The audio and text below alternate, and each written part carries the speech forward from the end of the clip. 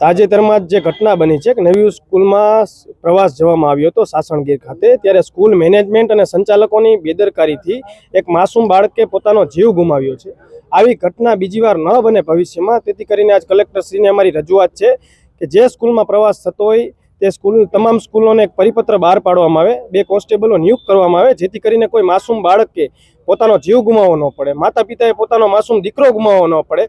અને આ school management ઉપર અને સંચાલકો ઉપર કડકમાં કડક કાર્યવાહી કરવામાં આવી એ જ રાજકોટ એનએસયુઆઈની માંગ છે। જો કડકમાં કડક પગલાં લેવામાં નહીં આવે તો રાજકોટ એનએસયુઆઈ નહીં પરંતુ ગુજરાત એનએસયુઆઈ ઉગ્રમાં ઉગ્ર વિરોધ પ્રદર્શન આવનારા દિવસોમાં કરશે।